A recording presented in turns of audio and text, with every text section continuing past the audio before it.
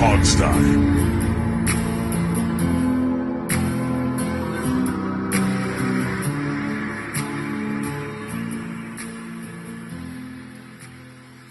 Hey everybody, and welcome to the Hogstye. We have not changed our name. The show's going to stay the Hogstye forever, and you can put that in all caps. It's Alex, I got Steve, and I got Jamal with me. Guys, it's Super Bowl week. We have the final game at the end coming up. Everyone will be hearing this Thursday, so they got, 3 days to wait. If you haven't bought all your chips and your hot dogs or whatever you're going to have for the Super Bowl, you're too late. It's all gone. I've bought nothing. You bought nothing? What would you... All right, why don't we just curveball this? Okay. Steve, what would your ideal Super Bowl meal be? Alex, you know I'm not a foodie, right? Yeah, I know. And so, I mean, I wouldn't eat really anything different. I would eat a burger probably. Eat just a normal everyday burger? Yeah. Okay. I mean, that's it. A burger's still good to have during the Super Bowl. That's like a good... Man, where the pizza at? I need the pizza. Well, yeah, it'd be pizza too, maybe. I'm one or the other. I'm just saying simple. That's all I meant. Sure. My wife wants me to make a queso. Alex, you're going to spend 8 hours trying to whip up some bizarre weirdo concoction. You know you are. It's not going to be that weird. It's going to probably be queso. I might grill something. That'll be it. I haven't even figured it out yet. Now the neighbors invited me over. I saw this guy tonight, and I was thinking I can't use my normal I'm busy that day excuse. Right. So I need to come up with another excuse. Normal. Yeah. Hi, Shane, if you're listening. Just call out the neighbor. Yeah. There's a lot of Shanes out there, okay? Nobody knows where I am. That's true. All right, well, I'll let you know when I figure out something. I'll post a picture of whatever I make. See, this is the example. So for those of you who don't know, I remember we talk on our blog, on the comment section on the website a lot. I remember at one point in time, Alex, you said you had some whip-de-doo bacon that you spent all day doing bacon. This is a couple years ago. Well, I have spent all day making bacon. Something, yeah. And my response to that was, I microwaved bacon for 50 seconds this morning, and it was great. I think I made candy bacon is what it was. How do you? Yeah, candy bacon. That's what I was thinking of. Yeah. Steve, how do you microwave any bacon for less than a minute and it tastes good? Oh no, there's pre-made. Listen, bacon. This is an unplugged. Oh, by the way, Alex, reminder, we have an ad. Oh yeah, I knew that. Yeah. But no, so I just buy Hormel microwave bacon, and I do it for 5 pieces for 50 seconds. Yeah. This is an unpaid ad, Hormel. If you want to contribute bacon to our cause. Have you never seen pre-made bacon? Yeah. No. It's in the grocery store. It's really, really good. It meets my kids' picky standards. I will say for what it is, Jamal, it isn't bad at all. You gotta overcook it, not undercook it. That's the trick. Yeah. From what the recommended time on the packages, you gotta do 20, 30 seconds over it. Gotten a frozen breakfast sandwich that's got bacon on it. It's just that bacon. It's cheap, thin cut bacon that you can that's already been cooked, and you just warm it up. It's outstanding. It's as good as any other bacon. It works fine. I like thicker cut bacon. That's why I'll make bacon, normal. It was just funny because the difference between Alex and I is he's going to spend 6 hours one way or the other making candy bacon, and I'm going to microwave it for 50 seconds. And by the way, candy bacon takes 20 dumbfounded. I never knew there was microwavable bacon. Oh, dude, that's been a thing for 20 years. I had that in high school. Stick with me, Jamal. I'll tell you how to microwave everything. No, I think I'm actually doing well. Yeah. I don't want to be introduced to anything like that. No, Jamal and I are swapping grilling things at this point on Twitter from time to time. Jamal wants to be healthy though, Alex. So you don't. He's talking about it for health reasons. I don't know. That's actually a good comment, Steve. I didn't think about that. Why do I want to stay away from microwavable bacon? I don't know. Because you can do a lot of it really fast. That's why. Yeah, maybe it's a new concept that I just don't want to get. I'm good where I am in life. Yeah. Where I am. Well, why don't we get into the Super Bowl, guys? How excited are you guys for this game? The Joe Burrow versus Sean McVay thing that's going to happen. I mean, it's an interesting. I'm glad it's new teams, More than anything, glad it's not Tom Brady, and I'm just kind of tired of all that. So I'm glad it's a new team. What I've learned this week is that the entire world outside of the Rams fans are all rooting for Joe Burrow to win. The country is falling in love with Joe Burrow. That's what I've learned. I'm fairly excited to see it. Again, I'm kind of excited to see new teams. I feel the same way about the new teams thing. It's nice having you got two new quarterbacks, two coaches who have never won it. So no matter what, you're going to have something different there. Because even when Tampa won it last year, and they hadn't won in a long time, or 15 years or something like that. But Tom Brady, okay, he's won 9 now or whatever it was. So 100, he's won all of them. Yeah. Like that part wasn't as exciting. I know most people are rooting for the Bengals, like you said, for the Joe Burrow factor. I'm in the Rams camp. I've always been a Sean McVay guy. I want him to win one, so I'm kind of rooting for Matthew Stafford. I think he's a guy that's got the monkey off his back this year a little bit, and he's shown that if you put him in a good situation, not a nightmare, scenario up in Detroit, he can actually be pretty good. So I'm happy for him. Yeah, I think that Matt Stafford point is kind of interesting because it's the trade and the go all in concept that the Rams have done for the last 2 or 3 years, and the one position that they never really did it for was the quarterback position until this past offseason, and sure they're right back in the Super Bowl, and they're also right back in the Super Bowl in part to do with Matt Stafford.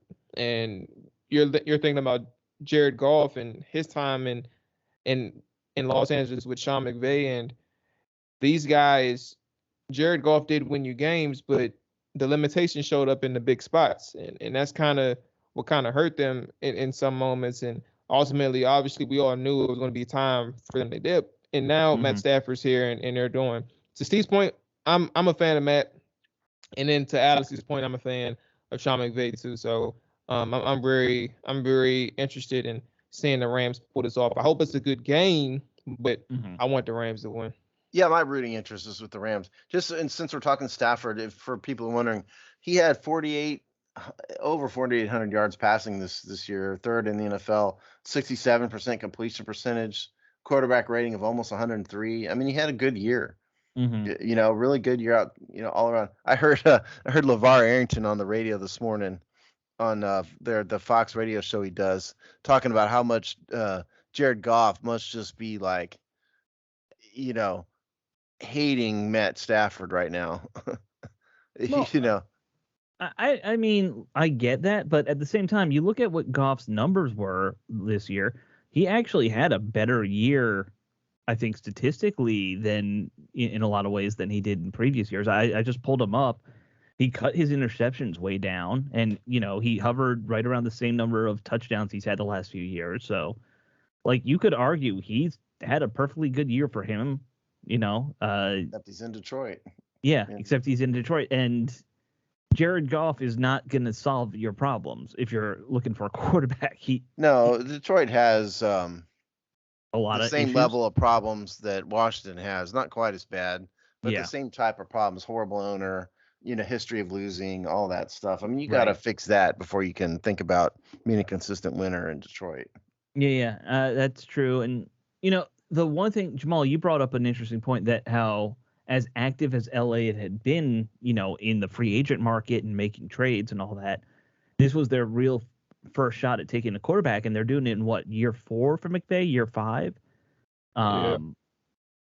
It does speak to something that I think fans here might need to get their head around. If there's not a shot at a great quarterback, you're better off just waiting it out than, taking that shot at an average quarterback and overspending on somebody who's not going to do it for you. I think that's a hard reality to hit you sometimes, especially for Washington this offseason. But if they can't get, and Steve, you wrote something about the whole Russell Wilson talk. I know you were like breaking down all the numbers, at least on social media, for what it would cost. Oh, yeah. So let me talk about that real fast. So Russell Wilson, for you Russell Wilson fans, he's got a cap hit of $37 million last year. It's this insane. coming year rather. Sorry, and then it's $40 million in 2023. And that's when his contract terminates. He's got a $19 million base in 2022, and I think it was up to $22 million in in next season, meaning 2023. Right. So you could reduce his cap hit by a little bit. What you could do is trade for him and then renegotiate his contract, wherein you add 3 years to it, which would take him up to age 37. Granted, but this is what you do. So you take his $41 million in base salary coming up next 2 years, convert almost all of it to signing bonus. And so and you got to leave him some base. So say you give him $1.5 million base each year. And so then that leaves about 38 million. You could convert that to signing bonuses prorated over 5 years. And now you're adding 7-8 million to his cap figure as opposed to the 19 from his base. So that's what you could do. But the problem is, and I had to add another slide to what I put out because I forgot that he's got 65 million already in signing bonus. So that's 13. So you could get him down to about like 25, I think. 24, 25 million realistically. Sure. But that's about it. And so he'd be an enormous cost. But that's about as low as you could go with him. And that's on top of you're going to have to trade a ton of assets for him. Sure, you're talking like 3 number 1 picks at least. Well, they apparently turned down 3 number 1s and a 3 and a couple players last year. Yeah, I'm about to say we gotta be clear with that one. What you did, Alex, you said last year it was the Chicago Bears, but that was pre-draft as well. That was in March. That was in March of 2021, and I think the context behind that and the reason why I did want to speak on it is because it floated late, and I had a discussion late yesterday from the person who posted it. When you're as desperate as Chicago, when you don't have a quarterback and all you really have is Andy Dalton, the first thing that you're going to do to show that you mean business is you're going to put everything out there on your first attempt. When you have that air with Schneider, I don't remember who the Bears representative was. I can't remember their name. But when you have that air with Schneider at one moment where you have to try and wow these guys and grab their attention, you're not going to mess around. You're going to give them the farm. So that's what Chicago did, but Seattle was in no place to rebuild. They had no intent on moving on from Russell. So the reason why I had to say that and bring the context to it is because they were going to turn down anything in that moment because they had no intention on trading Russell at that moment. Things have changed. Things have went on. Seattle's in a different space. Seattle has to reevaluate some things, and they still may not trade Russell, but I would say I don't think it would take that much if it came around this time to where they had to get rid of Russell. I don't think it's going to take that much. 2-time All-Pro. That was a lot of conversation. I would still say that you're gonna give up a couple first round picks. I don't know if you're going to give up 3 first, a mid round, and a couple players. I don't think you're gonna have to give up that much. Like that's a lot, and that's why the Bears had to play ball. They had to give up 2 veterans. They gave up a mid round and 3 first round picks. They had to play ball. Now, I think you're going to give up a lot, but I don't know if a lot equals 4 draft picks and two veteran players. Yeah, I think that's an absurd amount of capital for a guy who's 34 years old already. Right. You personally. But, so I kind of agree with you, Jamal. It's like certainly if Washington is going to do that, they don't need to start at that level. Start at something a lot less. And I mean, so the real question is, what do you cap out at? If you're going to trade for Russell Wilson and you're Washington, what's your max value that you'd be willing to give up? I mean, for me, it wouldn't be worth more than a couple firsts and a player or 2, and that's it. I wouldn't go above that personally, not for him. Yeah, I like him. Obviously, he's a great quarterback. Oh, it's actually news. Now, breaking news. 8:03 p.m. So about an hour and a half ago. Albert Breer, let me go ahead and pull up the word. So essentially, just so we don't have to worry about what it is, what the subject is. He said that he expects Russell Wilson to be traded, and the Eagles was the name that popped up for him. But let me go ahead and scroll down so I can. He just put the report out. It's that what's that little segment that he does, like the Albert Breer's mailbag. Oh yeah. So and Albert got this info from us, and so we're really the ones that are breaking the story. Right, sure. Absolutely. See. Well, I worry about it. Y'all keep talking. When I find it, okay. I'll just...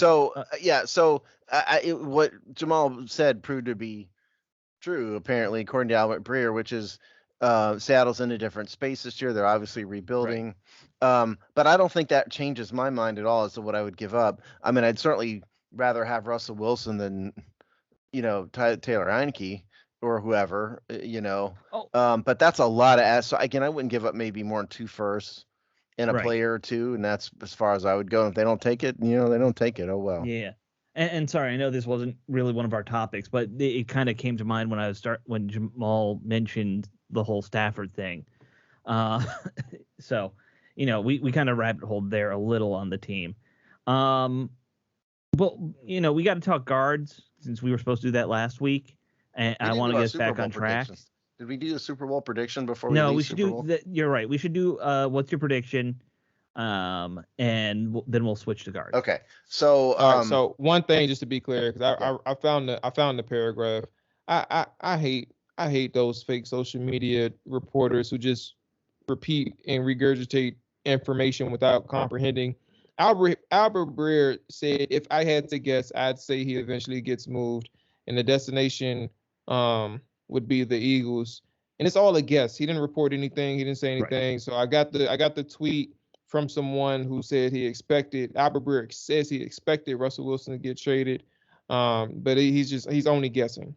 Our Twitter idiots that have twisted around what Breer actually said. Right. Well, it doesn't help that we have these guys like Breer now who they're supposed to be reporting, but they do a whole lot of pontificating now.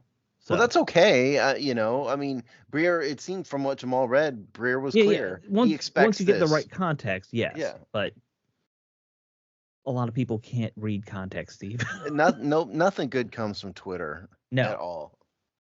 We should all go back to MySpace. That's what I said forever.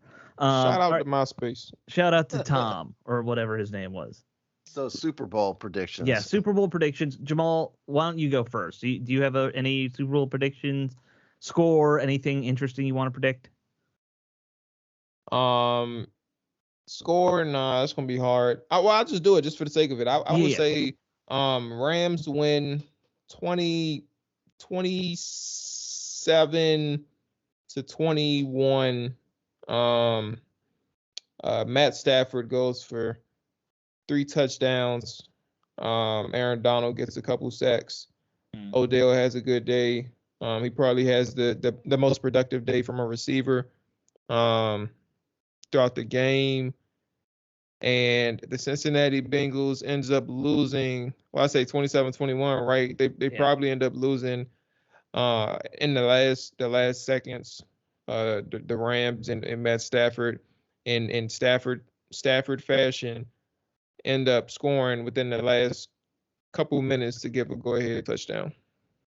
When I wrote our Super Bowl preview, it hadn't been published yet, but will be. The line was Rams -4. I don't know if it's moved or not, but that's what it was like Monday when I wrote this. I think that, excuse me, I do think it's going to be another close game. Every game has come down to the wire in the entire playoffs. Yeah, we had one blowout all playoff, right? Yeah.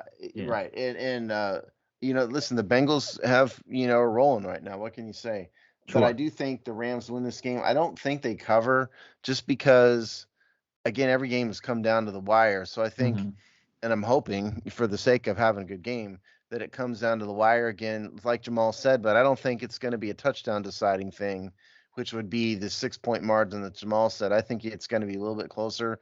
So I'm going to say 30-27 Rams with a last minute or two of the game field goal being a decider. You and I are very close because I was kind of thinking that exact same number for a while. But just for the sake of being different, I'm going to go 33-30 Rams win. I think we're all in agreement. This is going to be whoever gets the ball last kicks a field goal or scores a touchdown to win it kind of thing.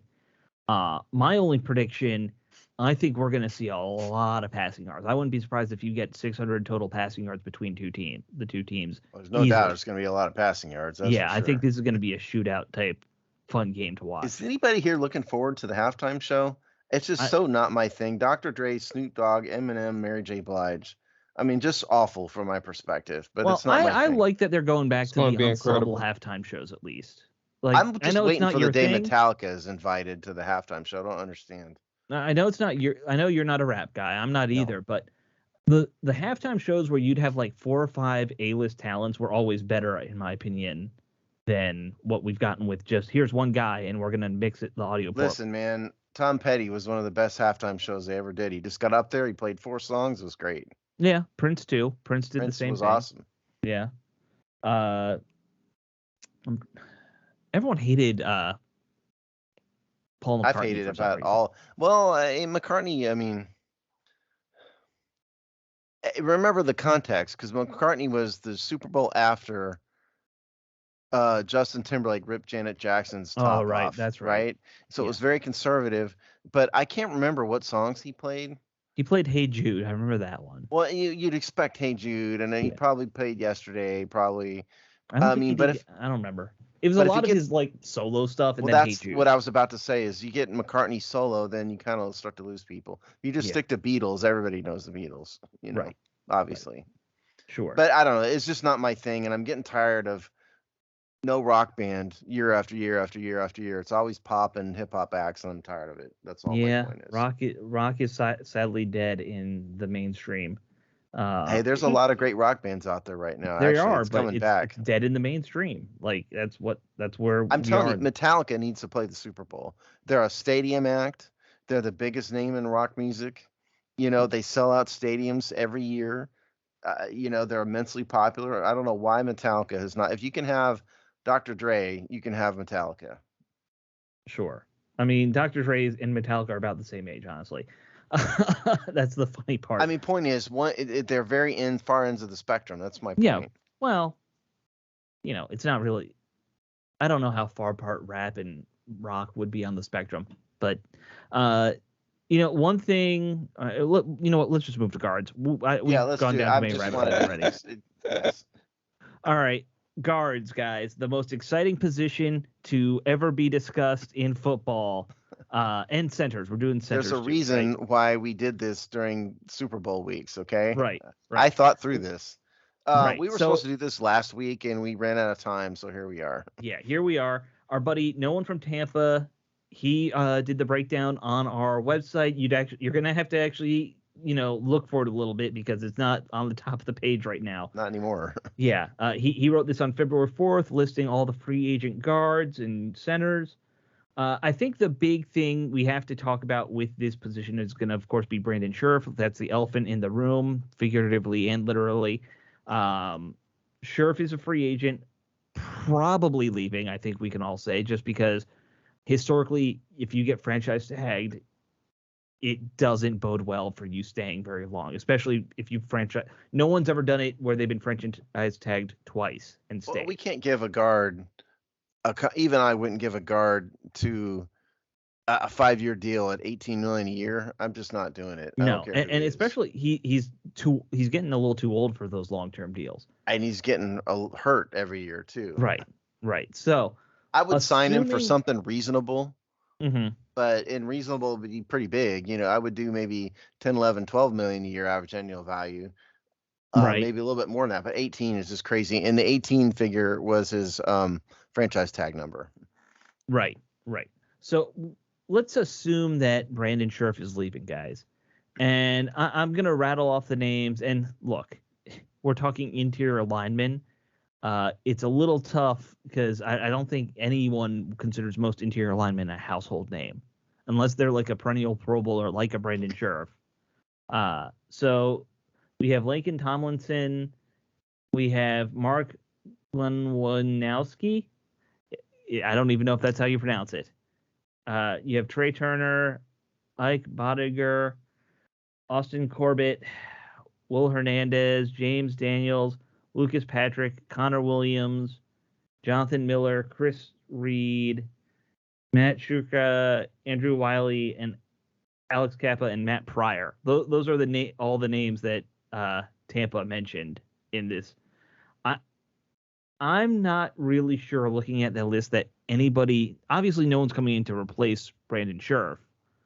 I do feel like, and I'll just put this out there: when Will Hernandez came out in the draft, I remember I was very high on him. I thought you were pretty high on him at the time, Steve. I liked him. Yeah. Yeah, he hasn't worked out for the Giants, but no one's worked out for the Giants. And I'm wondering if he could be another, hey, we just got someone off the Giants scrap heap and we can fix him type Eric player. Flowers didn't work out for the Giants, and he's been solid for Washington. Yeah, and frankly, he's probably going to be Brandon Scherf's replacement. If you ask me, I think the safest one on this list would probably be Laken Tomlinson. Sure. Is he great? No, but he's played a lot of games. He's never really been hurt, and he's a solid starter. No one put him at the top of his list. I think that's the big name, and it's probably also the one that everybody knows. Certainly, he's probably the safest of this bunch. I mean, I'm not. I haven't looked at enough. I haven't watched enough Will Hernandez to know what the problem is. I don't know, Jamal, if you studied Will Hernandez's film, because I really haven't. Nah, I looked at James Daniels. James Daniels he's a guard from the Chicago Bears who I've looked at extensively, whatever the word is. Y'all know I'm not really that good with words, but extensive and intensive. Oh, they both work? Okay. They both could work. Yeah. James Daniels is a guy that I looked at. I didn't see much of Will Hernandez, but James Daniels is a really good starter. And he's, the one thing, and I'm just looking at their ages, he's only 25. Like, if you're going to grab a guy in free agency, taking a risk on a younger guy versus, Tomlinson is 30, Hernandez is only 27, so he's still got some years left. But, there's always a good argument to be made for, staying young. And Tomlinson is 30. Yeah. And no one put the PFF grades on here. I hate the PFF grades, but I know you do. If that's your thing, they're there. Look, no one has a good metric for just measuring guards or linemen in general. Well, if you're PFF, you pretend you have an objective measurement. Right. But at least somebody's trying to make and I know they're just pulling it out of their butt, Steve. That's better. That's worse than not doing it. Okay. Yes. Yeah, I understand. Like, remember we had that PFF writer on and he wouldn't answer the question. I mean, to his credit, he came on knowing I hate his site. We told him that. And shout out to Nick Ackridge. Yeah, and Nick told us ahead of time that PFF told him he couldn't talk about how the grades work. So I don't blame Nick for this, but no. I always gave him a lot of credit for even coming on the show. Yeah, absolutely. If you're looking at the PFF grades, one of the higher rated guys who's also on the young side on this list is Connor Williams from the Cowboys. He's also 25, and he's got looks like technically the highest grade of any of the guards they have listed. Because that's valuable. Yeah, I know. But he also has only played 77% of snaps last year. So, but, I'm just saying, like, if you're looking around, you're like, what about that? There's Alex Kappa, who was with the Bucks. So, he's going to have some playoff experience, and that's stuff like that might be actually valuable for this team, getting a guy with a little bit more playoff experience in there. Yeah, and by the way, no one, if you're listening, I meant to invite you to talk on this, and I just forgot. So sorry. Yeah. We'll have you on some other time. Yeah. I guess we have to. Hey, Steve, before we get to centers, which is going to go really quickly because I don't think we need a center. Why don't you? I know you had some piece of paper you were waving around in the air. So why don't we read what's on that piece of paper? We have an advertisement. Advertisements. For those of you who are bettors out there, that's what this is for. This is DraftKings, everybody. So DraftKings is, hey, listen, they're the hottest name in sports betting right now. Yep. The moment we've been waiting for since September is finally here. In honor of the big game, DraftKings Sportsbook, an official sports betting partner of Super Bowl 56, is giving new customers 56-1 odds on either team. Bet just $5 and get $280 in free bets if your team wins. DraftKings Sportsbook is now live in New York, meaning you can bet from almost a third of the country. If Sportsbook isn't in your state yet, play DraftKings Daily Fantasy Football Contest or Super Bowl 56. New customers can get a free shot at $1 million top prize with their first deposit. So download the DraftKings Sportsbook app. Use promo code HOGSTY to get 56-1 odds on either team. Bet just $5 and get $280 in free bets if your team wins. That's promo code HOGSTY at DraftKings Sportsbook, an official sports betting partner of Super Bowl 56, 21 and over. Minimum age and location requirements vary by jurisdiction. See DraftKings.com/sportsbook for full list of requirements and state-specific responsible gambling resources. Void where prohibited. Have a gambling problem? Call 1-800-GAMBLER. In Tennessee, call or text the TN Red Line, 1-800-889-9789. In Connecticut, call 888-789-7777 or visit ccpg.org/chat. In New York, call 1-8778-HOPENY or text HOPENY to 467-369. That's DraftKings. And listen, hey, that's actually, if this is your thing, bet $5 and get $280 in free bets. What they're saying is you put $5 on each team, $10 down, you get credit for $280 credit. That's a pretty good deal if that's your thing. So check it out. That's not a bad deal at all. Yeah, I'm sure that this has to be their big day, right? All these sports betting outfits, DraftKings. Hey, listen, the degenerate gambler is right on the other end of the microphone here. Yeah, I've tapped out for like the last 3-4 weeks, man. Yeah, man, they didn't ram my pockets, and then I'm going Your pockets aren't straight, as Clinton would say. they ain't straight right now. But no, I'm going out of town next week. I actually should have told you all. I'm gonna be out of town for like a week, so okay. I could not afford to do any gambling and risk the possibility of me losing until I get back from my vacation. Well, my advice to anyone who's gambling, just don't bet whatever money you're planning on spending on your significant other, since, Valentine's Day is also... See, smart man. Yeah. Just generally speaking, be sensible. Yes. This is recreational stuff. Don't go crazy, and you'll be fine. Right. And like Jamal's being smart. Everything in moderation. I'm in pain though. Don't make no mistake. I want to gamble. It's taking all the strength out me to just relax. And I appreciate myself for being this strong, but it is very hard. Sounds like you may need to call 1-800-GAMBLER. I just love this shit. It's like a vice. You got everybody got their guilty pleasures. Absolutely. Sure. This is it. Jamal, it's not like a vice. It is a vice. It's sort of one of the many vices that it's sort of the example of a vice. Yes. There you go.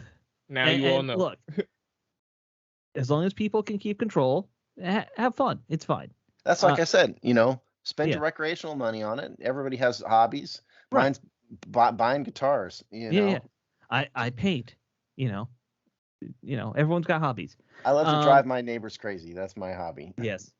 I'm a collector of hobbies, Steve. I've actually realized that because I do a podcast. I paint. I collected swords very briefly when I was a kid. Listen, Alex, if you're at this point, you're calling this a hobby. This is an unpaid. It's an unpaid job, internship, okay? Is what it is. Yeah. This is not a hobby anymore. I know. I know. Years ago. Yeah. All right. Let's talk centers real quick. Does Washington need to sign a free agent center? Probably not. Rouillet is hurt, right? That's true. You might need to bring in somebody just to fill in for the year. Tyler Larson is free agent. Right. Wes Schweitzer is there. So, but they need to sign a center. But obviously if Chase Ray is healthy, he's back and he's a starter. He's a huge money, guy. So he's a starter. But we need to see how his injury recovery goes. Yeah. So you have Ethan Pokic, Ted Karras, Billy Price, Mason Cole, Brian Allen, Bradley Bozeman. Those are the ones that Tampa listed.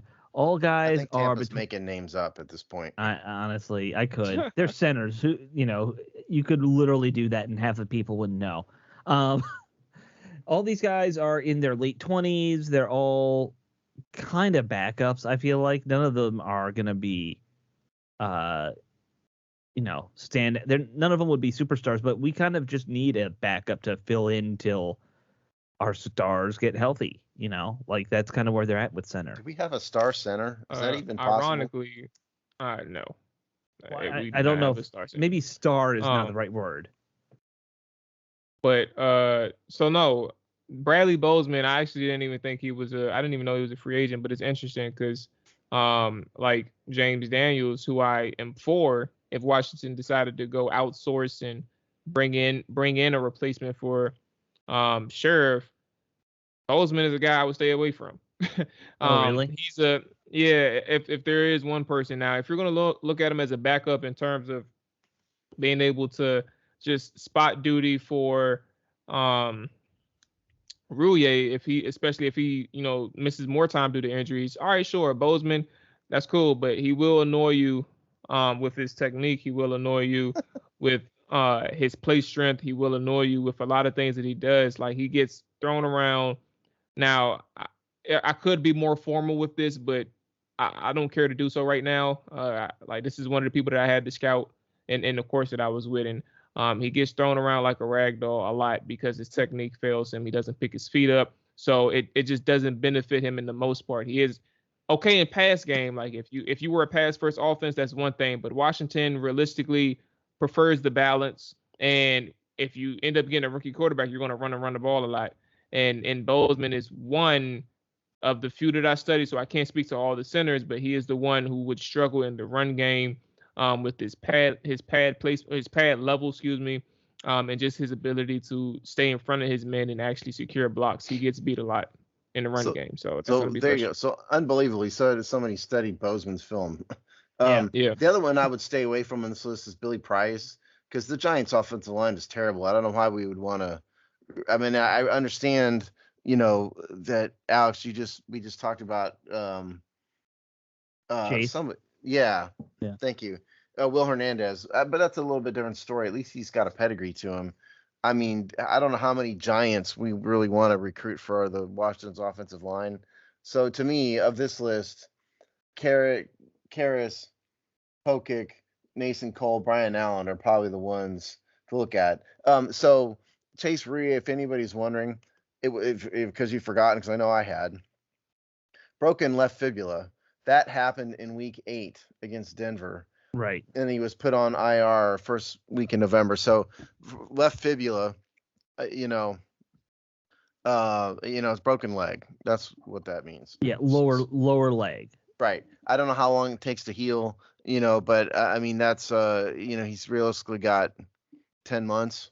You'd think, I would assume that a broken leg could heal in 10 months. I would assume so too. And, the fibula being the smaller bone too, that probably is a good thing, as long as it's not like a crazy fracture like what Alex Smith had. Yeah, no, we have no report that it is. Yeah. If it's a clean break, he should have been healed pretty quickly, I think. Like if it's a clean break, he's probably healed by now because it's been a while. Yeah, I would think. And so we're probably, if that is the case, then these guys we're naming probably aren't. They would want a backup. Yeah. Tyler Larson was fine as a backup. They had to try to bring him back. That'd probably be my first choice.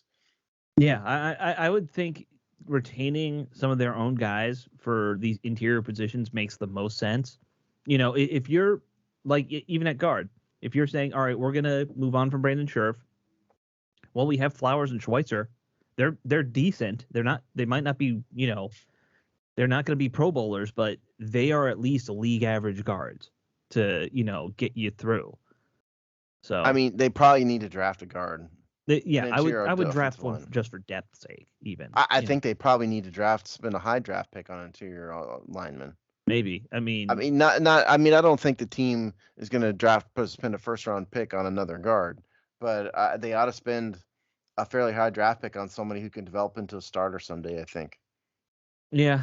I mean, it's a smart move, but honestly, there's like 12 positions that they kind of need to do that with. So. Well, and by the way, speaking of, linebackers, another one they need. We were going to do linebacker this week. We're going to push it off instead to next week. Did I say this already? No, I don't know. No, we didn't say it on the mic. Okay. So next week we will do linebackers and quarterbacks. We got behind. That's all. So next week will be linebackers and quarterbacks. And the reason we got behind is because, of course, this team can't go more than, I don't know, 2 days without, some scandal. massive dumpster fire, embarrassing everybody involved in the organization and everyone who's a fan of the organization. And this week is no exception. We have 3 stories. I'm going to let you guys pick which one we do first, actually. Let's get the ugly one out of the way first, because the Dan Snyder one is the funny one. Which one's the ugly one, Steve? The DeShazer Everett's the ugly one. Okay, you want to do the DeShazer Everett? Yeah, I want to get that done, because that's not something we can laugh at. No, it's not something we can laugh at. I think we all knew this was kind of coming. DeShazer Everett, we if you go back, if you need me to, remind you, had a terrible car wreck. A couple other players were in another car with or following him at the time. I believe it was Benjamin St. Juste, and I can't remember who else. Jamin Davis, maybe? Yeah, I think it was Jamin Davis. Yeah. Everett's girlfriend, or a girl who was a friend, we're pretty sure it's his girlfriend, died in the car crash. It was his long-term girlfriend. Long-time girlfriend. Yeah. She dies in the car wreck. Awful, awful thing. Today, the local law enforcement finally concluded their, investigation, and they are charging Everett with manslaughter, I believe, Steve, or is it reckless drive? Or do you have the exact? Yeah, I'm pulling it up here right now. Hold on. But what they concluded was, or what they've announced, is that Everett was going twice the legal speed limit. He was going 90 and a 45 when he lost control and plowed into a bunch of trees, and that's what killed her. Okay, so what he is charged with in Loudoun County is involuntary manslaughter in a vehicle, which is a felony. Right. He was arrested on Tuesday, and he's out on bail. But listen, it's a serious charge, Class 5 felony, which means it's serious, but doesn't rise to the level of murder or something, which would be a Class 1 felony. Right. So it's by how felonies shake out, it's on the lower end of felonies, but I mean it's serious. The maximum sentence is 10 years for any manslaughter charge. Yeah, I mean, and listen, 90 and a 45, ain't good. No, obviously he was. I don't want to say racing because we don't know if that's it, but he was. You don't just do 90 and a 45. I don't know. We can't speculate on that. Yeah. I don't know why he was doing that. If for anybody who's wondering, his arraignment is the 1st of March.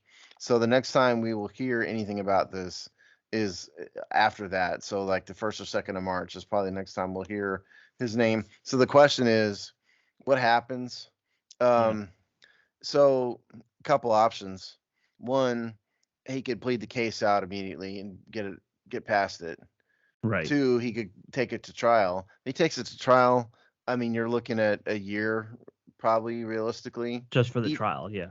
Yeah, I mean, even criminal cases don't move fast. Remember, it took like 7 years to, get Sean Taylor's killers convicted. Yeah.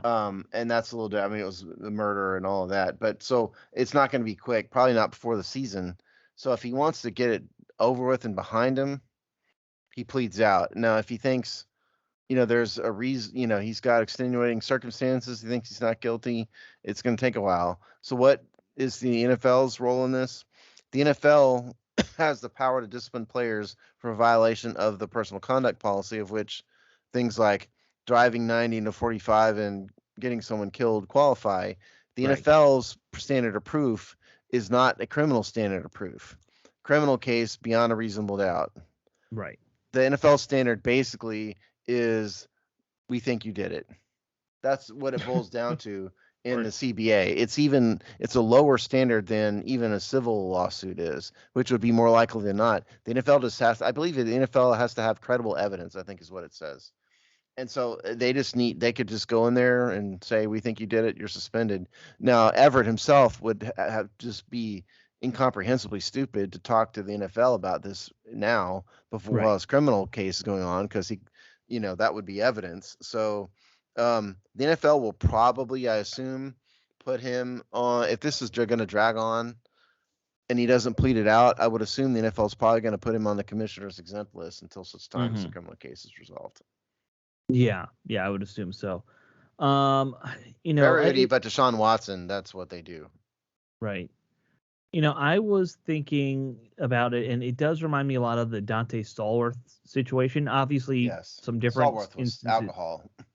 Yeah, alcohol, and Stallworth wasn't even really speeding. He was going 50 and a 40 or something. Yeah, his deal was it was a drunk driving thing. Yeah. So there are some differences, but he got like a year, something like it wasn't. It was a good amount of time, but it wasn't insane. But I believe he pled guilty right away. So I mean, I hate to say it, the odds are that even if Edward pleads, he's probably going to jail for some period of time. Absolutely, yeah. Like might not be very long, right? Involuntary manslaughter in a vehicle with no alcohol involved and no other extenuating circumstances. I wouldn't think he would get more than a couple months, probably. I don't know how Loudoun County, how stringent they are. I would assume. I mean, it's a pretty liberal county, so I would assume they're not that stringent on criminal standards. So I would assume he's probably not going to get more than a couple months at most. That would be my guess. I found it. Stallworth only got 30 days in jail for what happened with him. Yeah. He had community service and probation and all that after that, but like 8 years of probation, that's a long time. But yeah, I would think, look, I hate to say, if I'm Everett, I'm probably thinking you got to play because absolutely, it's not like they didn't find you behind the wheel. Yeah. I mean, and again, we don't really know any facts about what happened other than it's been reported he was driving 90 in a 45. Right. And if that is true, then there's not a lot of excuses that are going to hold water. No. It's unfortunate, man. Like that's, I hate to say it so bluntly, fellas. That's just the way the cookie crumbles in life. These people meaning us, everybody in this world, like these people make, mistakes, and everybody makes mistakes, and sometimes like you make mistakes and you don't go accounted for, and you think, what I'm saying, it's no problem, it's no big deal, and sometimes you make mistakes, then you have to pay for them and things like that, and sometimes you could do that 90 and the 45 and nothing happens, and when you do that 90 and the 45 on another night, you get into an accident and a life is lost in the process, and that is the moment where you face accountability, and it's unfortunate for the lady who lost her life. I really don't. I fail to always remember her name, but then at the same time, when you disassociate yourself from the situation, knowing that he's a Washington commander, just in general, like it's just it's a foolish idea. It is what it is. It's just a foolish idea, man. And this is the bed you lay in now. And I am sympathetic because clearly I was his girlfriend, and he didn't do it on purpose. But these are just these are just consequences for an action, and it's unfortunate. Yeah, the lady's name was Olivia Peters. Thank you, Steve, for getting that. And my opinion, by the way, is contingent on him not having a record, and I don't know if he does or he doesn't. If he's got another conviction that we don't know about or something, that could change things in terms of how the prosecutor would see it. But I just don't see something like this. I mean, a month or two at most. I mean, I could see him letting him off the hook entirely, putting him on probation, a fine. I could see that too, depending on how the DA sees the case. I assume, maybe I'm wrong, Steve. I'm assuming the family might also be involved in, what. Well, see, here's how prosecutors, having been a prosecutor, prosecutors will look at the victim's family as their client. Okay, right. Prosecutors look at the victim's family as who they have to answer to, the good ones. I'm not talking about the political animals and all of that. I'm talking about the good career prosecutors. And so a lot of times when prosecutors are trying to get heavier sentences than some people want, because there's a wide disparity of opinions in the United States about criminal penalties, a lot of times the reason why prosecutors are doing it because they they're the ones that have to sit down with the family, because they do Mhm. sit down with the family. And so this prosecutor is going to have to look the Olivia Peters family in the eye and say, I did right by your daughter. And you can't do that if you let people out on bail and no bail, and don't put them in prison and all that. So a lot of times for a case like this, you will want to get some prison time, Mhm. unless the family is sympathetic with Everett, maybe they are. But if they're not, they'll want to get prison. They'll want to get him in prison for some period of time, even if it's not a long period of time. But if Sure. the family is like, listen, we love him, it was a mistake, please don't punish him too much, the prosecutor will generally go along with it. Yeah, that's what I was kind of assuming, is that a good It prosecutor really matters what the hear family what they thinks. say. Yeah. It really matters a lot. Yeah. Well, here's hoping. I mean, you can't hope for a good outcome because there are no good outcomes. If I were in this, Everett, so- I'd want to get it past me as quickly as possible. Yeah, I would assume so. All right, let's move on. I want to do a quick hit on the Jonathan Allen nonsense because it was just so stupid. Jonathan Allen was doing an AMA on Twitter. If you don't know what that means, it means I don't he know what said, that is. "Ask me anything" on Twitter. Okay. Celebrities will do this, and then they just sit there and respond to people's questions for an hour or two. If I was a celebrity, I would never, ever, ever, ever, ever do that. Right. I've wanted to do it on our Twitter, and then I realized no one's going to care what I have to say. Of course, no. Right. We are not celebrities. And I would probably not agree with what you were saying as our answer anyway. Right. So Okay, so Jonathan Allen was asked if you could have dinner with any three people, who would they be? And it was living or dead, I assume. Obviously, because his answer was his grandfather, Michael Jackson, and Hitler. So you can imagine a lot of people probably did not focus on his grandfather in their fair response. enough. Grandpa, I could buy that. Yeah, Michael Jackson, I'm assuming his grandfather probably passed away. Yeah. I would put my grandfather and my father if someone asked me that question, because I would love to spend a little more time with them. I get that. I also get personally, I'm not a Michael Jackson fan because I think he's a sleazy child molester. But I mean, I get the Michael Jackson thing. He's a hero to many.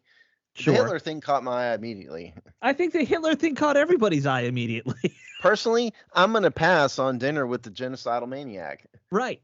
I mean, maybe you bring him into the situation so that you don't focus on the Michael Jackson being a crazy weirdo pedophile. Yeah, but I don't know. There's ways you could do that without bringing Hitler to the table. That's what I'm saying. Yeah, I think one of the things too that kind of messed him up wasn't that it was just Hitler. It was also his explanation for why he did it. He like the military part. If you're a military guy, all right, cool. But there's two things a great wrong. Military mind, by the way. I'm about to say there's two things. If you say you're a military guy and you love like military strategy or war strategy or whatever, that's cool. But guess what? There were a ton of other options out there that you could have went from, and that kind of shows your lack of ability to research or just your overall knowledge of war itself. Right. I'm not sitting here and saying I know everything, but I'm saying if you're a fan, this is something that you kind of know. Like these are things that you're aware of. Patton, first thing. MacArthur, there's a million of them. Yeah, all those names I don't know exactly. But no. And the second thing is he said he also wants to ask him why he did what he did, assuming that everybody there at the table with him will all be telling the truth. He wants to get that information. I'm like, everybody knows why Hitler did what he did. He's a maniac. That's why. He wrote a book. Yes. So it's like it's not just the fact that he named Hitler. It's his explanation, which kind of alluded or gave insight to, like, we know the answers to both of those questions already. You don't need Hitler to tell you. Right. I just think it's weird. I mean, and by the way, I saw some negative comments of this. We're doing this as a joke, okay? Yes. Leave John Allen alone. It's just a dumb Twitter thing. Yeah, it was kind of a silly thing to say, but I think he was high. Oh, it could be. I mean, it had to be something. I could pick a million people other than Hitler, that I'd want to have dinner with. I could pick a billion people other than Hitler.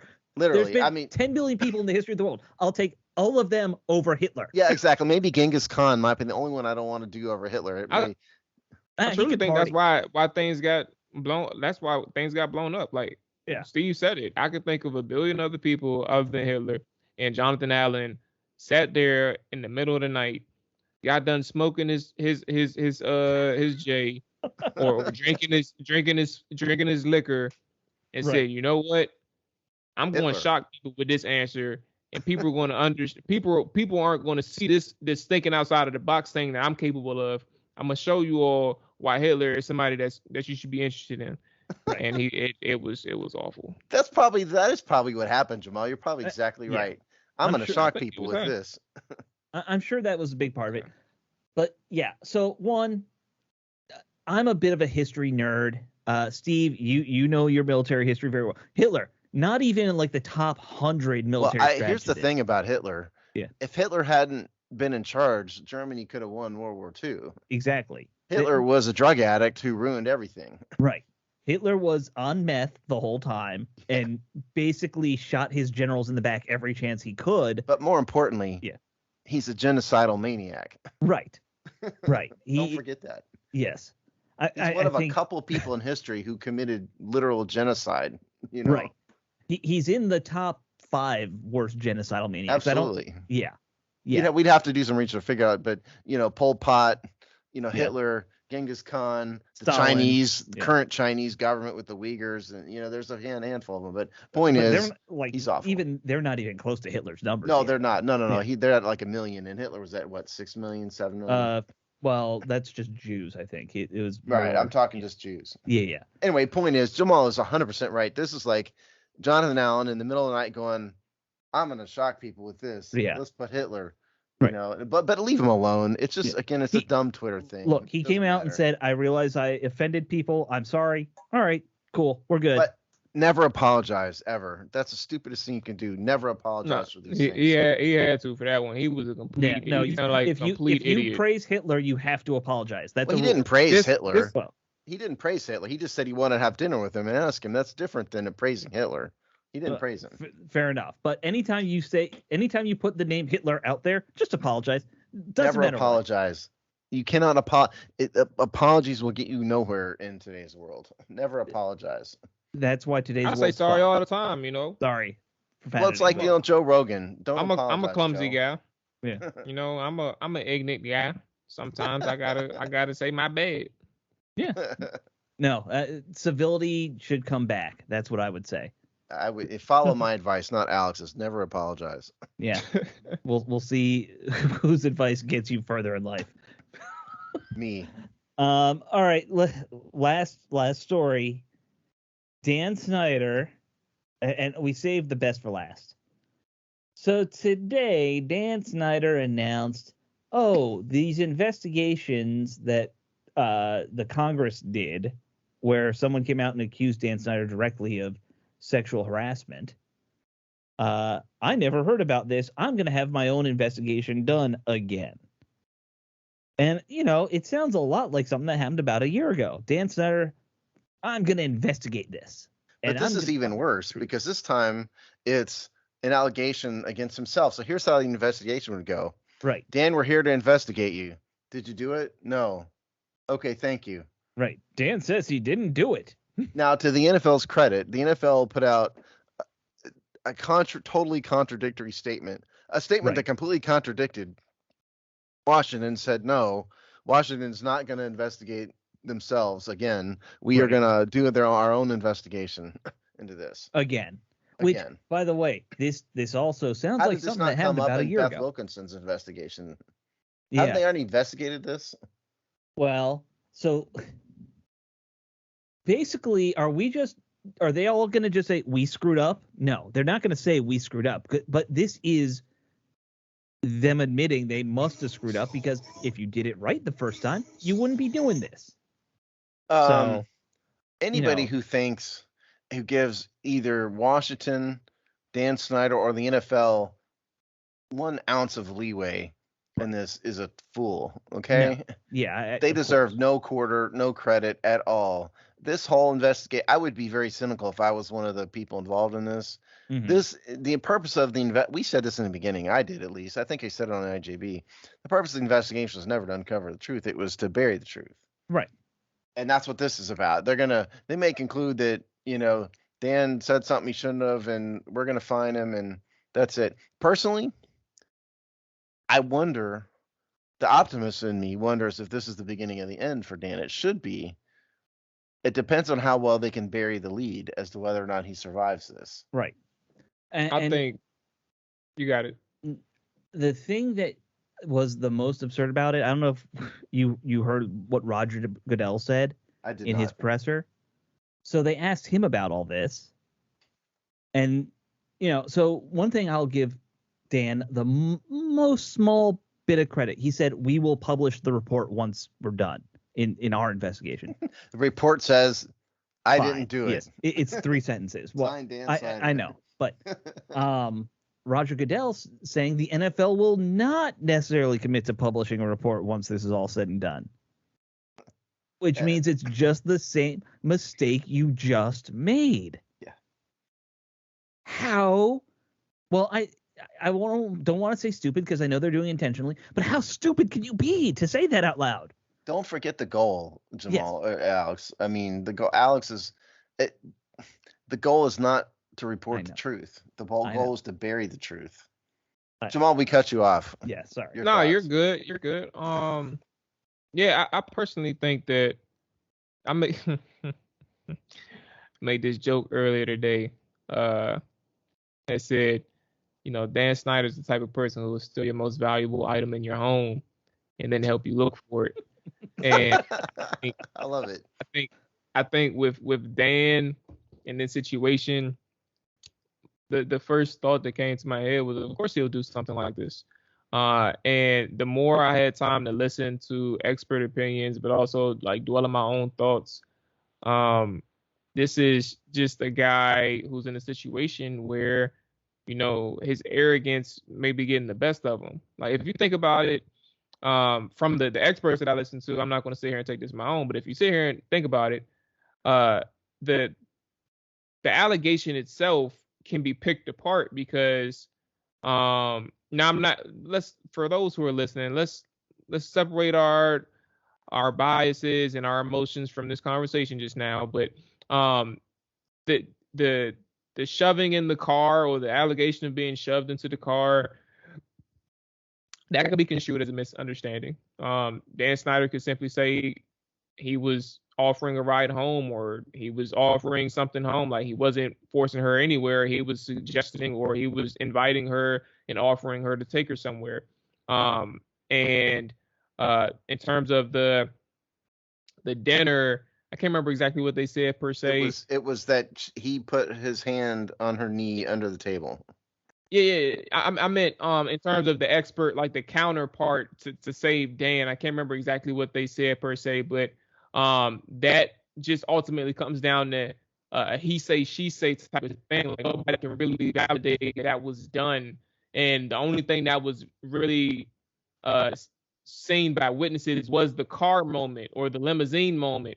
And that's why I'm saying, like, it can be picked apart. And the whole point of me saying all of this is it has nothing to do with that part itself, like the details. But Dan Snyder would only do something and announce something like this where he's going to look into an investigation or incident revolving himself, is because there's a high % chance that he comes out in a favorable light.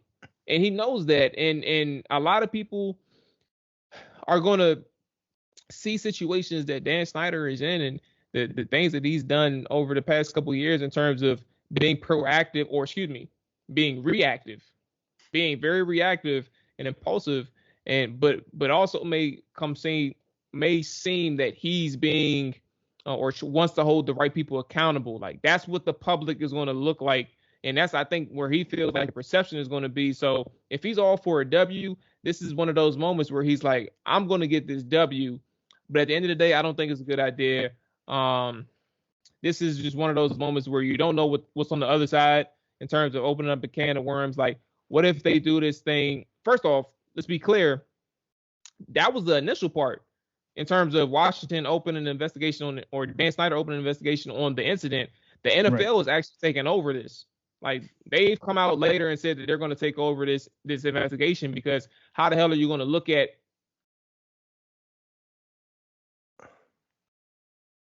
Jamal, I think we lost you. We lost Jamal's audio there. Okay. There we go. You're back. Okay. So I was just essentially saying that it's not possible to just investigate yourself. The NFL is taking over for a reason. In that if you're in a situation like this with Daniel Snyder, you never know the can of worms that can open up, because now this team that was hired is not reporting to you, and because you decided to make this thing public, your arrogance, in which something that you could have left alone because you claimed it was 13 years old, can now come back to bite you, because you said, I want to show people that I ain't do nothing wrong and I didn't have nothing to do with anything, and this person's a liar and all these things. Well, guess what? All it takes is for one person to say, well, blah blah blah blah blah. Now we gotta dig a little bit deeper, and then they continue to dig, and then they uncover something that ultimately buries Dan Snyder. Yeah, Jamal touched on this. It is important to remember here that as much of a total sleazeball Dan Snyder is, these are unsworn statements made to a congressional subcommittee. It's not a conclusion reached by a jury. It's not even a petition. It's just stuff people said to Congress. So it could be true, it could be not true. Maybe the people were out for money, maybe they're not. It's not fair to Dan. Not that he deserves any quarter here, mind you, but it's not fair to just assume what the things these people said are true. Because at this point, it's barely an allegation. There's no doubt about that. And the truth of the matter is that there's not a video to this, most likely. And so we're probably never going to know, because as Jamal said, I mean, it's strictly he said, she said. For the thing with, he's touching the woman, his leg or whatever at dinner, there's not a witness to that at all. No, and there is another witness to the car thing. It's his lawyer. No. There was a former vice president of the team also came out to Congress and said that he saw it too. Yeah, there are a couple witnesses to the car thing, but certainly, I mean, you can slide the testimony one way or the other there. Point is, there's not a ton of evidence for either one of these things. And so maybe Dan thinks he can just skate by and, it'll be fine. But I'll say this. Jerry Richardson didn't leave until after the NFL started investigating him. Right. Now, Jerry's different, because there was a racial component to this in addition to the sexual component. Nobody ever really said what he said, but the allegations were that he was using racial terms in the workplace somehow, and without any other explanation, in addition to saying and doing inappropriate things. But point is, that's how Jerry Richardson's downfall started, is the NFL investigating this stuff against him. Yeah. Now, before people get excited about this, the odds that Dan Snyder gets knocked out by this, I'd say, are still less than 1%. I don't know. I mean, this is the first time we've had an allegation against Dan in particular. We've not had that before here. Unless you want to count the cheerleader saying he solicited her to go up to that room. Well, but no, he was him suggesting that she go to a room with someone else. Right, I know. What we haven't had is an allegation of misconduct, Snyder against woman. Mm-hmm. We have not had there. Now there was a rumor that there's a settlement of some case, $1.5 million, but we don't have any idea what that case is about at all. This is the only allegation against Snyder that's come about. So I think this is a decided turn for the worse for him. Definitely. But, and if it gets worse, then I could see. I think there's a higher chance than 1%. But not like 50-50 yet. Not yet. I mean, because again, we don't really, as Jamal said, we don't know what really the facts are other than what these ladies said at the congressional hearing the other day or the other week. Yeah. The only look, I saw, I think it was Grant Paulson said this. The only way Dan will ever really get knocked out is if the NFL starts thinking he's going to lose them money. I think it's impossible for him to lose them money, though, is the thing. Yeah, I know. I don't think Grant's right about that. I don't agree with him. No. I think I think he's right that if Dan were that big of a liability, he would be gone in a heartbeat. Well, the liability is if he's viewed by the public. And I'm not talking about like the insane Redskins fans like we are and who've been paying attention to this team for years. If the general public sees Dan Snyder as a woman hating, that's not the right way to say it. If the public sees him as someone who is mistreating women, and that becomes like a conclusion of the masses, that's when he's gone. Now, right now, it's just the people, the diehards like us who've been following this for years. And we know he's a scumbag. Dan Snyder's, I'm sorry. I mean, it's going to get us banned from training camp, but Dan Snyder's a scumbag. But there's a difference between just being a scumbag and doing very specific sexual misconduct things, and that's just not proven. But if the public starts to conclude that, that's the real beginning of the end. Well, so Dan Snyder has the thing that he has going against him the most. There are plenty of, especially billionaires, who are jerks. Plenty. I'd say most of them are probably most jerks. of them are jerks. Yeah. You don't get that rich without being a jerk, honestly. You have to step on a few throats to get $1 billion. There are plenty of billionaires who I think lucked into it and they're kind of dumb. You see that too with a lot of wealthy people. It's just a reality. Look at the Ford family. Yes. They got lucky that, one guy had an idea. How many Waltons are billionaires based on the idea of one person? Yeah, exactly. Dan's got the unfortunate thing where he's kind of got a lot of both going for him. And he also is in a major media market where you can't get away with things very long. People will keep coming after you. If Dan were in, I don't know, Detroit or Minnesota or one of these smaller media markets, he probably gets away with a lot more. Possibly, yeah. DC's like the top 3 media market. So it's also probably the top 3 in rich slime balls too. Yes, they're very good at like digging this stuff. I know. Just in Congress alone, okay? Oh yeah. Yeah. Dude, you get one of those political researchers on Dan Snyder, and I think that's part of what the Post has been doing. They've been for sure, of course. Yeah. I don't agree with a lot of what the Washington Post prints, but I mean, the one thing is inarguable is that they're experts at digging up stuff like this. Yeah, they've been doing it for literally decades. Yes, if not centuries. Yeah, truly. Yeah. Yeah. So, do I think? I hate to give a percentage. I can't give a percentage. No, I know. I think it's more than Alex says. You're a lawyer, you type. You're not. Yeah, I think it's more than Alex says, but not 50-50 at all. I think let's give it a couple weeks and see if anything more comes out. If the public starts to side, again, the mass media public, not just Washington fans. Mm-hmm. If it really starts to go downhill because some other woman comes out and says something, maybe, there's evidence, maybe there's a witness to the hand on the leg thing. If that happens, then yeah, he might be sunk. Yeah. Well, don't forget that there's a February 14th deadline coming up from the Congressional Oversight Committee. I don't remember exactly what it was, but it was something about documentation requests. They wanted a copy of the Wilkerson report. That's what they wanted? Yeah. If there even is a report. I thought it was just, okay. I didn't know if it was specifically the Wilkerson report. Okay. Yeah, there is a deadline for 14 before they actually start taking like subpoenas or start using or issuing subpoenas for anything.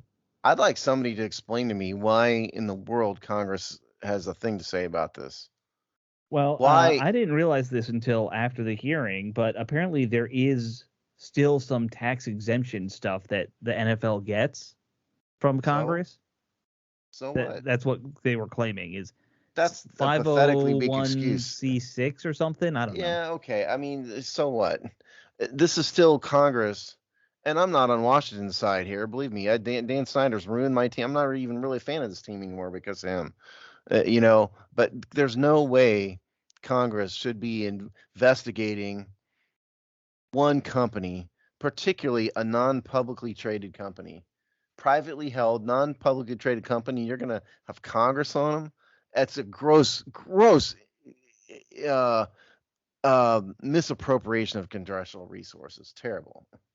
I mean, Congress should never be involved in this. I agree with you, but the people who should have been investigating it obviously didn't do their job, and that would have been like the local law enforcement at the time, or They also nobody ever made a criminal report. Yeah, that law enforcement doesn't just investigate crap because they think Dan Snyder's a slime ball. I mean, these ladies, right? This is, this goes to the heart of the Me Too movement, but you have to report these things. I know it's hard and awful, but nothing will be done unless you report them. Right. Yes, Dan Snyder's a powerful billionaire, but if he did something to you, and now putting a hand on a knee is a misdemeanor at best, okay? That's not exactly news or a horrible thing in terms of criminal law, but I think the point that the ladies made in that congressional hearing, as much as I disagreed with it, was that with no HR and a lot of stuff aimed at the top, there was no one to talk to. Right. That was more their point. Well, and I mean, let's also remember, HR is not there to protect you as the employee. It's there to protect the company. So, also, it doesn't matter what HR thinks when the target is the owner. Right. Right. That's not, you're not there. You don't have a recourse to get protection. And again, unless there's more, a hand on a knee would be a misdemeanor battery at most, unless he touched your inner thigh and maybe you could reach for a sexual misconduct kind of thing, but it wouldn't be much. Right. I agree. Like, that's not going to be. You have to have repeated behavior, which you kind of do, but not enough hard evidence of anything, of course. Well, if you start grabbing private areas and stuff, that's when you're talking about sexual assault, and that's not, nobody alleged that. No. Although I keep coming back to it because she was the next cheerleader too, right? Yes. The real reason they got rid of that cheerleading squad is because it's the easiest way to keep Dan out of trouble. Has anybody stopped, Jason Wright? Have you stopped to think about the irony of the fact that the cheerleading squad were the victims? Yeah. And what did you do? You got rid of them. Right. That's not exactly equity, is it? No. I literally think they did it to protect Dan from Dan. Let's just get them the hell out of here. Yeah. And they come up this ridiculous entertainment team, which isn't worth my time to even discuss. No. The more we find out, the more I think they were just protecting Dan from Dan. Look, this franchise is maybe train wreck. Yeah. This is partly another reason why I so greatly disagreed with the rebranding.